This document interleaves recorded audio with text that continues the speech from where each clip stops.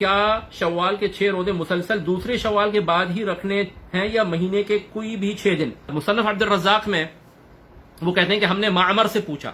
اب معمر جو ہے وہ تبع تابعی ہے، معمر بن راشد الازدی.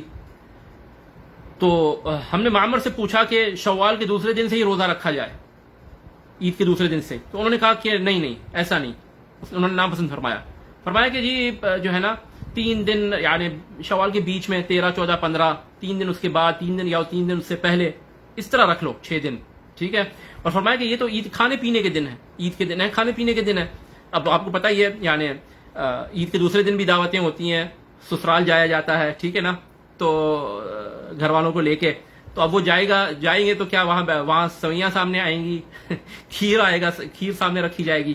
تو 2-3 دن جو ہے وہ کھانے پینے کے ہوتے ہیں. تو یعنی جبکہ ایام التشریق جو ہیں وہ تو شریعت میں ہے کہ ایام اکل و شرب و ذکر اللہ، ان میں تو روزہ رکھنا منع ہے، ٹھیک ہے نا. یعنی 10 تاریخ کو عید ہوتی ہے، جو بڑی عید ہوتی ہے، بڑی یا چھوٹی جو بھی، بہرحال وہ جو بقرہ عید ہے، ٹھیک ہے نا، عید الاضحیٰ قربانی والی. اس کے بعد 11 12 13 کو روزہ رکھنا منع ہے، وہ تو شریعت کی طرف سے کہ یہ سارے دن کھانے پینے کے دن ہیں. لیکن رمضان کی عید تو ایک ہی دن ہے، لیکن معمر کا کہنا ہے کہ یہ سارے عید کے دن ہیں، 2-3 دن جو ہے نا کھانے پینے کے دن ہیں. تو ان میں روزہ نہ رکھیں، بلکہ 13 14 15 اور اس کے ساتھ 3 دن اس کے پہلے یا 3 دن اس سے بعد رکھ لیں، تو وہ ایام البید بھی ساتھ آ جائیں گے. اور تو پھر عبد الرزاق سے پوچھا گیا، مصنف میں، یہ مصنف میں ہے.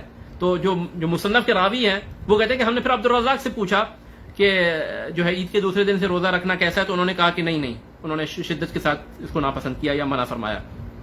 تو بہرحال یہ ان کا اپنا موقف ہے کہ عید کے دن جو ہے کھانے پینے کے دن ہے. ان کو سسرال جانا ہوگا نا دوسرے تیسرے دن، تو اب کیسے روزہ رکھیں گے اس دن؟ بڑا آکورڈ سا ہو جائے گا کہ روزے سے گئے ہیں اور کچھ کھا پی بھی نہیں رہے. تو بہرحال کوئی اگر رکھنا چاہے تو ویل اینڈ گڈ، دوسرے دن سے ہی رکھ لے. اور کوئی 2-3 دن چھوڑ کے پھر رکھنا چاہے تو اس کی مرضی ہے. کوئی صرف ویکینڈز کو رکھنا چاہے اس کی مرضی ہے. تو یعنی اس میں ضروری نہیں کہ شوال کے دوسرے دن ہی شروع کیا جائے، بلکہ شوال میں آپ کسی وقت بھی رکھ سکتے ہیں. اور اگر شوال میں پورے نہ ہو پائے کسی وجہ سے تو ان کی بھی قضا کریں، نوافل کی بھی قضا ہوتی ہے، ذوالقعدہ میں رکھ لیں، کوئی مسئلہ نہیں ہے. یعنی اگر کسی کے شوال میں نہیں پورے ہو پائے کسی وجہ سے، 1-2 رہ گئے، تو یہ نہیں کہ آپ وہ ختم اور پھر وہ نہیں، رکھ لیں، ذوالقعدہ میں بھی رکھ لیں، تاکہ وہ 6 کی عدد جو ہے نا، جو علہ آئی ہے، علہ منصوص علیہا ہے، تو وہ 6 کی علت پوری ہو جائے. یعنی جو شریعت نے ایک سبب بیان کیا ہے کہ 6 روزوں کا کیا مقصد ہے، 6 کیوں.